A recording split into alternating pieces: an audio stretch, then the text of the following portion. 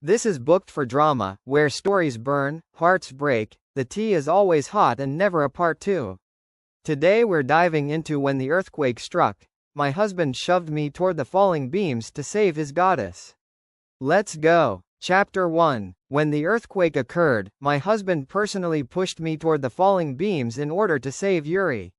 I was hit on the head and died under the rocks. But he looked at me coldly. Yuri, don't play dead. When I didn't answer, he sneered, turned around and told the rescuers that everyone had escaped safely. He said, "You want to die? Then I will help you." Yuri, stop pretending. Now that you're awake, I'll act like nothing happened. Joanne stood up, looking down at me coldly. It's just a few rocks, right? You've got thick skin. A little hit like this won't kill you. Is it really that big of a deal? His tone grew more impatient, but I was pinned under the rubble and couldn't even speak. I tasted blood in my throat, my nose was full of dust, and I could barely keep my eyes open. His face was streaked with blood, too. I lifted my head with difficulty. Help me, please, help me. I want to live. I'm not ready to die yet. Help me. Joanne, help me. Joanne hesitated for a moment, just about to move, when suddenly Chloe cried out in pain. Ah! Without a second glance at me, Joanne turned and rushed to Chloe, visibly anxious. Joanne, it hurts. Her ankle was swollen. I looked over at them with difficulty, only to hear Joanne's voice, full of concern. Why didn't you tell me you were hurt? I'll carry you. He scooped Chloe up in his arms like she was something precious. Startled, Chloe clung to his neck. I'm okay. I was just worried something might have happened to Yuri. Why isn't Yuri getting up yet? I saw her get hit in the face with a rock. Chloe quickly covered her mouth as if she'd said too much, then added, I'm sorry, Yuri, I didn't mean to call you out. But risking your life to fool Joanne like that, it's really wrong. Joanne's face darkened suddenly. You really don't know how to repent. With that, he strode away, holding Chloe, completely ignoring that I was in so much pain I could barely breathe. Joanne, we've been together for so many years, and you know how much I care about my appearance. How could I possibly ruin my own face? I used all my strength to grab his ankle. Help me, please. Disgusting. If you want to die, then hurry up and die. He kicked my hand away without a second thought and walked off. Please. I watched his unyielding back as blood kept spilling from my mouth. He never looked back, not once. Joanne, can't you really see how huge the stone is on top of me? Or that my blood has soaked the ground so much it's turned black? No, it's not that you can't see it. I don't care. But I still want to live. My child has only been in my belly for less than 2 months and hasn't felt a mother's love yet. But I never even got the chance to show them this world. Chapter 2. I'm dead. Before I died, everything from the past flashed before me like a movie. I thought about my life, about all the mistakes. I should never have fallen in love with Joanne. I shouldn't have. Then my child wouldn't have died with me. Joanne, Chloe, and I grew up together as friends. I had a crush on Joanne, but they were in love with each other. When I finally decided to go abroad and let him go, Chloe came to me. She cried, begging me to let her have the chance to study abroad instead. To make it happen, she chose to give up Joanne. And I, for the sake of Joanne and my friendship with Chloe, gave up my own chance to go abroad. After she left, Joanne was devastated, and I was just being a friend comforting him, staying by his side. I never expected he would end up with me. But then he confessed to me. He said he'd fallen in love with me. He proposed. I thought, finally, I'd earned my happiness. But 3 months ago, Chloe came back and claimed I was the one who forced her to leave. How absurd. Joanne actually believed that pathetic lie. There's someone here. My memories were abruptly interrupted by a rescuer's shout. Just as they were about to rush over, Joanne stopped them. He frowned slightly. She's faking it. She's not hurt, I checked. Oh. My soul hovered in front of Joanne, and I couldn't help but smile as I watched him lie with such ease. I was smiling, but tears streamed down my face. If he had really checked, maybe my child and I would still have a chance to survive. I looked at his face, the one I had loved for so many years, and in that moment, I felt sick. The rescuer paused for a moment before shouting angrily, "She's been crushed under all those rocks, with only her head sticking out. You call that uninjured?" He rushed toward my body, and within seconds, the medical staff exclaimed, "She's lost too much blood, and her vital signs are weak. We need to get her to the hospital immediately. Hurry. Everyone, come and help." I saw Joanne hesitate. Panic flashed across his face, and just as he was about to turn around, Chloe sighed, "Yuri's such a good actress. That's how she tricked me into leaving in the first place." In that moment, Joanne's panic morphed into anger. "I hope she's really dead. Unlucky." Chapter 3. My soul is always with Joanne. I watched him curse me all the way, yet he was so gentle with Chloe. He personally administered her medicine, rubbing her swollen ankle with the reverence of a saint. "Joanne, I'm fine. Don't worry." Chloe smiled and acted sweetly, "but I'm really worried about Yuri." Joanne scoffed. "It's all Yuri's fault. If she had blocked that rock for you sooner, maybe you wouldn't have been hurt." Hearing this made my heart ache. Just then, Joanne's phone rang. "Hello, Mr. Joanne. Are you a relative of Yuri?" the voice on the other end said. "Ms. Yuri has passed away after failed rescue efforts. Please come to Civic Hospital to collect her body." "Here we go again. What?" The caller sounded confused. Before she could say anything else, Joanne hung up, throwing the phone onto the sofa in anger. "She's really sick," Joanne cursed. "She's been putting on a show for me. I must have spoiled her over the past 2 years." Chloe's expression changed slightly as she softly comforted him. "Yuri did everything to be with you. Maybe she feels threatened because I'm here. It's my fault for making her feel uncomfortable. I need to apologize and ask her to come back." Tears were welling in her eyes as she spoke. Joanne quickly hugged her. "It's not your fault. She's the one who should leave." I watched them embrace, seeing Joanne hold back the urge to kiss Chloe on the forehead. I also noticed the cell phone on the sofa, flashing continuously. "I'm just a soul, but why does it hurt so much? The pain is overwhelming, as if my soul is about to shatter." After comforting Chloe, a news report suddenly came on TV. At 11 p.m. today, a magnitude 4 earthquake struck Linden City. A pregnant woman died after failed rescue efforts. The pregnant woman. Chapter 4. There was only one death in the magnitude 4 earthquake, and it was due to excessive blood loss. As reporters covered the incident, they expressed their condolences. Chloe and Joanne watched the report intently. Perhaps it was the familiar scene or the clothes that jolted Joanne. I noticed a flicker of shock and worry on his face. Could he be worried about me too? I closed my eyes slightly, feeling absurd. How could he be worried about me? I was afraid he would rejoice at the sight of my death. Not her. Joanne seemed momentarily dazed before picking up his phone, but just as he was about to dial, he hesitated. "It's not her. She's not pregnant. I can't let a woman like her have my child. She doesn't deserve it. Besides, it's impossible for someone like her to die." The following content is exclusive to SVIP members. Joanne simply turned off the TV. He pursed his lips and looked at Chloe, who seemed to understand his unspoken thoughts. "He just looks like Yuri. And how could Yuri not tell you that she was pregnant? Unless she was pregnant by someone else." "Enough." Joanne suddenly interrupted Chloe, his tone cold. "No matter what, Yuri is still your friend. You shouldn't accuse her of anything." This was the first time he had spoken so harshly to Chloe. But soon, when her tears fell, he couldn't help but feel distressed. "I'm sorry, I've got a headache today because of Yuri. I didn't mean to blame you. Chloe, you should rest for now." I heard him call my name. Why would he call for now? "That mom." I noticed a flash of resentment on Chloe's face, but she quickly marked it, sparsely encouraging Joanne to get up and eat. "W's delicious. Thank you, Chlor, it's much better than Yurt's." Joanne said this, and they both fell silent for a moment. Yuri has a bad temper, so her cooking skills are inevitably a bit rusty. "Joanne, do you remember the first time looked poodles for your?" Yana seemed to drift back into memory. "It was in high school. I remember it was at my house, but your cooking skills weren't that great back then?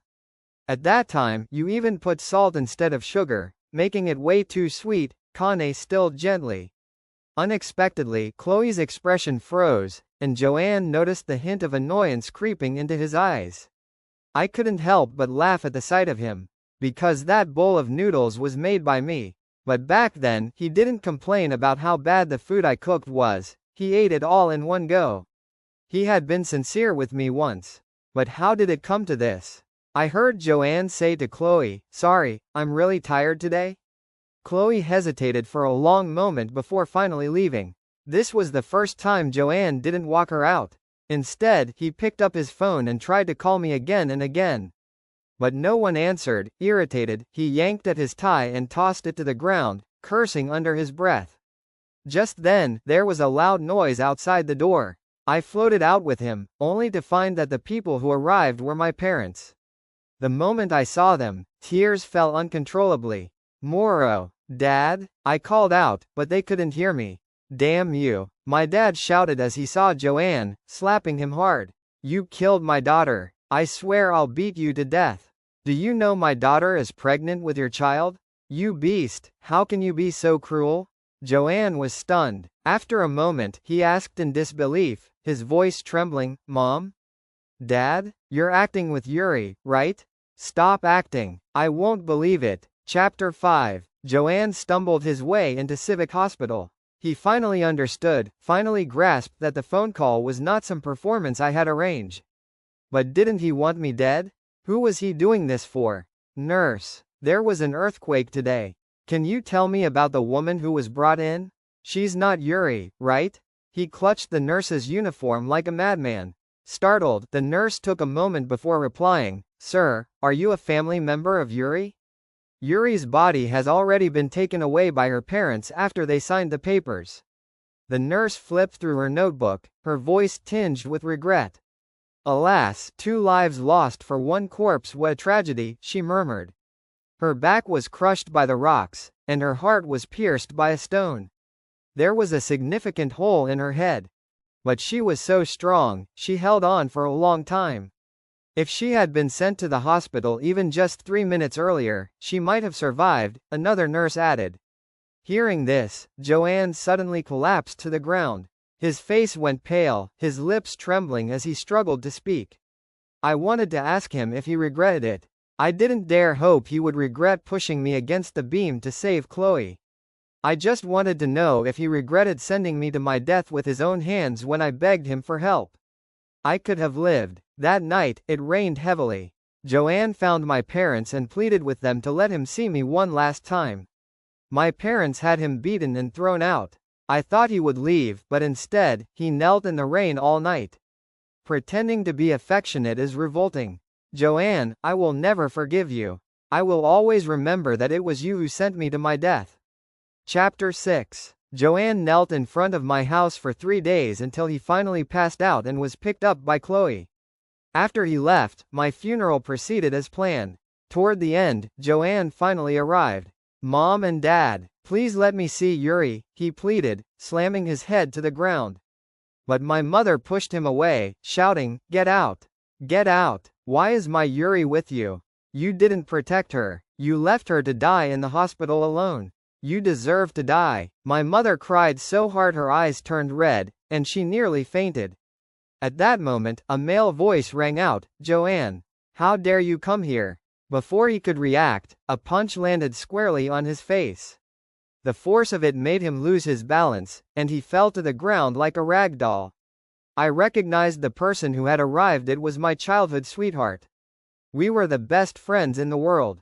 I looked into his bloodshot eyes and knew how devastated he must be upon hearing of my death. "You deserve to die. You killed Yuri. You deserve to die." He kept punching Joanne, again and again, while Chloe could only scream in an attempt to stop him. But she didn't dare to defend Joanne. Puff! In just a few minutes, Joanne spat out a mouthful of blood, and all I felt was that he deserved it. He deserved to be beaten to a pulp. But I didn't want this. I didn't want my good friend to be stigmatized. "Xavier, stop fighting. It's not worth it. It really isn't," I called out to him, trying to reach him. I didn't know if he sensed my presence, but he actually stopped. "Fool," he said, his eyes red with rage and pain. "What a fool you are. You had to hang yourself on a tree. I told you to introduce a handsome man to me, but you didn't want him. It's what he deserved. He killed you, I whispered, my voice barely above a murmur. I lowered my eyes, unable to look at him. Yeah, he'd told me from the beginning that Joanne wasn't a good option. He knew so many handsome guys, each one better than the last. He had screened them for character, family background, and looks. He said he would introduce them to me, but I had been dead set on Joanne. Now, his words rang true. I deserved this. I never imagined that loving someone could lead to such a mistake. You've had enough of the beating. You've let out your anger, right? Can you let me see Yuri? Joanne managed to stand, despite Chloe's attempts to help him. He pushed her away, snarling, "Don't touch me." His eyes were wild with desperation as he cried, "I want to see Yuri. Let me see Yuri." "Impossible." Xavier shot back angrily. "Why? She's my woman. She's my wife." Xavier looked at him with disdain and suddenly smiled. "There's no one else here, so put away your hypocrisy. When Yuri was alive, I was soft-hearted and let her be with you. Now that she's gone, I won't let her make the same mistake again." After delivering this harsh truth, Xavier walked into the back room and knelt down in front of me. "As a friend and brother, it's my fault for not protecting you." I reached out, trying to comfort him. It wasn't his fault. It was me, I didn't know people well enough. But he couldn't hear me, and I couldn't stop him from feeling guilty. Joanne was kicked out again, along with Chloe. He looked embarrassed and defeated. "You said, is the child Yuri carrying mine?" Joanne suddenly asked, his tone shifting. Chloe hesitated before answering, "That shouldn't be the case, but last time at the bar, I saw Yuri kiss him on the face." "Oh," Joanne sneered, hatred flashing in his eyes. "What do I have to feel guilty about? She cheated on me a long time ago, she deserves to die." Chapter 7. Hearing this, I was so furious that I felt like I might explode. "Joanne, how shameless can you be? Why do you still want to insult me even in death? It's as if I never really knew him at all." Joanne took Chloe away with him. I didn't want to follow, but for some reason, I was compelled to do so. Back at the villa, Chloe applied medicine to Joanne, her distress evident. "Joanne, I know you value friendship, but Yuri's death isn't your fault." "No one knows." Before Chloe could finish her sentence, Joanne suddenly kissed her on the lips. They shared an intimate moment, and Joanne said, "She cheated on me a long time ago. Why should I stay pure for her?" I took a deep breath and turned away, refusing to watch any longer. I didn't feel heartbroken or unwilling. I just felt ashamed of myself. Why did it take my death for me to see the truth about this man? Dry wood and fire can ignite at any moment. I didn't want to watch them together, so I floated away, keeping my distance. After a while, once they were done, I expected them to continue their romance. Instead, Chloe stormed out, anger radiating from her. "Yuri, Yuri, Yuri again. She's dead, why is she still everywhere?" I didn't understand. I didn't want to dwell on what her words meant. 4 days after my death, my soul had become a little more transparent. The following day, when Joanne woke up, he looked somewhat disoriented but quickly left the room. He ordered takeout, steamed buns and soy milk. "I don't like these anymore," Chloe said, sulking. "Why not?" Chloe replied flatly, "There's no such thing abroad, so I'll just have to give them up. And there's no me abroad either. Are you going to quit me too?" He slowly raised his head to meet her gaze. Chloe couldn't find the words to respond. Then Joanne suddenly said, "I dreamed about Yuri yesterday. It was the Yuri from when she was 18. He looked at Chloe, his voice softening. "Did Yuri really force you to go abroad?" Chapter 8. The atmosphere was strange. I didn't understand why Joanne chose to ask that now. Did it even make sense? After all, I was dead. I had no way to defend myself when I was alive, let alone in this state. Chloe choked up, about to respond, when the phone rang, breaking the tension. My ashes had been taken away by my parents, and Joanne Company was under pressure from Xavier. As Chloe listened to the conversation, she glanced at Joanne, whose anger was growing by the second. She grabbed her bag and left. Joanne seemed irritated. He opened the refrigerator to grab some water and spotted a note. It was a reminder I had written for myself. Stew on a can of ice cream to prompt me to finish it quickly. Joanne tore the note off and tucked it into his pocket before pulling out the ice cream and eating it bite by bite. The more he ate, the more his head dropped. I was no longer in the mood to care about him. Instead, I found myself missing my parents desperately. What would they do without me? Tears started to fall as I thought about them. After a while, Joanne went to comfort Chloe. "Move in here, that house is too big," he said, hugging her. "Don't leave me, okay?" Chloe nodded, nestled in his arms. She looked up to ask him something, but as soon as she raised her head, Joanne's lips met hers.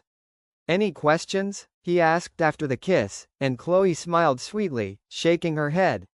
Once the last box was moved into the house, Chloe settled in. Excitedly, she dragged Joanne to the mall to shop. I floated along with them, watching as Joanne's face lit up with happiness. The more I saw, the colder I felt. When we were newly married, Joanne had never accompanied me shopping like this. He always had someone deliver the goods to my house because he thought it was too much trouble. When they returned home, they collapsed together on the sofa, too exhausted to move. It was the 10th day since my death, and I started to feel sleepy at times. Then Joanne and Chloe had a fight. The reason was simple. Chloe wanted to erase all traces of my existence from the house, but Joanne was torn between agreeing and refusing. Suddenly, he realized the pink rabbit I had kept was missing. He rushed downstairs angrily, demanding to know where the rabbit had gone.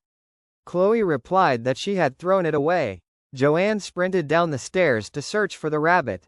It suddenly dawned on me that I no longer had to revolve around Joanne. With that realization, I left the house and drifted toward my parents' home. Chapter 9. In just a few days, my parents appeared to age rapidly. Thankfully, Xavier was there to keep them company. Without him, I didn't know what I would do. "Mom and Dad, I'm an unfilial daughter. I can't be there to fulfill my duties. In the next life, I'll work like a slave to repay you," I said, kneeling before them and bowing my head 3 times. "I think I saw Yuri," my mom said excitedly. "She's kneeling right in front of us." "How could that be? You must be hallucinating," my dad said sadly, patting her shoulder. "Mom," I called out, my voice trembling. "Yuri," she exclaimed, standing up and walking straight toward me. "Mom," I cried out, longing for her embrace. "My Yuri." My mother reached out as if to hug me, but her arms passed through me. "My poor daughter," she sobbed, falling to the ground in despair. Xavier and my father rushed to support her. "Mom, don't be sad. You and Dad will be okay. Please don't grieve too much." My facial muscles felt stiff, and I could only shed tears numbly. "Mom, tell Xavier that I don't blame him." How could I blame him? "I just hope he takes good care of you for me." As soon as I finished speaking, I felt a strong force pulling me back toward Joanne. Xavier watched helplessly as I disappeared from view. I returned to find Joanne and Chloe in the midst of another heated argument. "Joanne, you told me you never liked Yuri, but is that really true? Do you really not have feelings for her? Then why did you call her name when you were lying next to me? Why did you get so angry when I threw away the rabbit? I can convince myself that you're just not used to her being gone, but Joanne, I don't see any signs that you like me at all. You said I changed, but the truth is, you've changed. You've fallen in love with Yuri." Chloe scolded, tears streaming down her face. "I admit I was the one who begged Yuri to let me go. I really wanted to go abroad, but with your family background, you could have come with me, yet you didn't. You didn't choose to be with me." Chloe suddenly looked exhausted. "I thought that after Yuri died, you'd be able to move on easily. But I overlooked one thing. If you were already in love with her, then I would lose no matter how I tried to compete." "I don't love her," Joanne protested weakly. Chapter 10. Then why did you get it back? Chloe demanded, but when Joanne didn't respond, she stormed out in anger. Joanne slumped on the sofa, staring at the pink rabbit in his hands. "Do you remember this rabbit?" I asked softly. "You helped me win it on our first date. I've kept it up all this time. Do you cherish it so much? You don't value a person, but you cling to an object." right? 15 days after my death, I woke up to find myself not at home but at the company. Everyone was rushing around in a frenzy, and it took me a moment to grasp the situation. Overnight, all of Joanne's company stocks had turned into worthless paper. Department heads surrounded him, demanding his guidance. Joanne looked worn out as he contemplated every possible solution. What could he do? It was clear the opposition aimed to destroy the company. Not only would the business go under, but Joanne would also face significant debt. Taking a deep breath, he said, "Give up. Don't waste your energy trying to find a solution. It's pointless. Just leave." Once everyone had departed, he sank to the floor in the middle of the office. "Yuri, am I in love with you? Am I really in love with you?" he murmured, his eyes distant. "I love you, Yuri. But, what have I done?" I lay on the sofa, utterly drained, lacking the energy to respond. I didn't know when I would be able to leave this place. When I opened my eyes again, it was dark. Joanne was kneeling in front of my grave, which had been moved. Only an empty shell remained. Just then, Xavier arrived. "You've taken my company, my house, my car. What more do you want from me?" Joanne clutched the pink rabbit tightly. "I'm laughing at you. I'm making you remember who gave you all these things. Joanne, don't die easily, and I won't let you die casually either," Xavier taunted before walking away. Chapter 11. I sat on the blank tombstone, looking down at him just as he had looked down at me in his final moments. "Joanne, why are you pretending to be sorry?" I whispered. Joanne's head snapped up. "Yuri? Is that you?" He stood and scanned the area, searching for me. It was dark now, making it hard to see.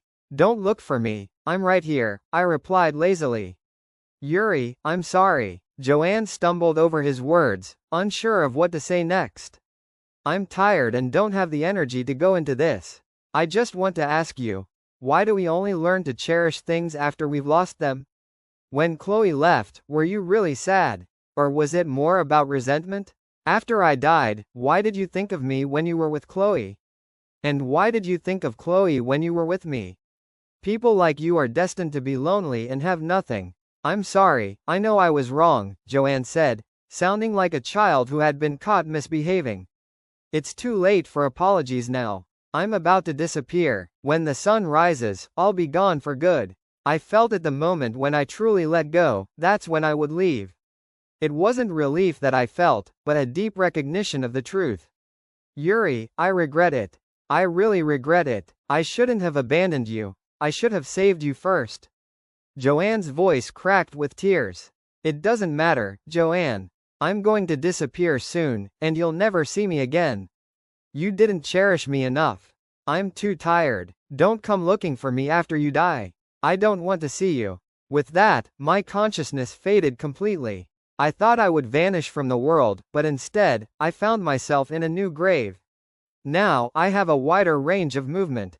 I could roam around the entire cemetery. I had many friends, and my afterlife was turning out to be a new grave. I had a wider range of movement. I could roam around the entire cemetery. I had many friends, and my afterlife was turning out to be pretty good. Chapter 12. Yuri, Joanne keeps asking me where you are. I don't want to tell him he hurt you so badly. I don't want him bothering you after you've died, Xavier said as he placed my favorite lilies in front of the grave before walking away. I floated behind him, and just as he was about to leave, I wrapped my arms around him gently. He seemed to feel it and smiled, tilting his head. I thought Joanne would never find this place, but on the third day after Xavier left, he showed up. He didn't say a word, he simply laid down a bouquet of lilies and brought my favorite stewed pork ribs. I followed him, noticing how much thinner and taller he looked. But it didn't matter no matter how tall, short, fat, or thin he became. I eventually stopped following him and drifted away. As I left, I heard him softly say, "Yuri, I won't bother you again." A week later, Xavier brought me devastating news. Joanne had committed suicide by setting himself on fire, burning to death. Chloe seized the opportunity to take his money, but as she tried to escape the country, she was hit by a truck. Both of them were gone. It felt surreal, but I couldn't help but smile. I sensed that I was about to be reincarnated. The end. And that's a wrap on today's reading here at Booked for Drama. If you felt anything, rage, swoon, secondhand heartbreak, let me know in the comments. Don't forget to like, subscribe, and share with your fellow drama lovers. If you have any requests, drop them in the comments. Until next time, keep reading, and keep the drama on the page.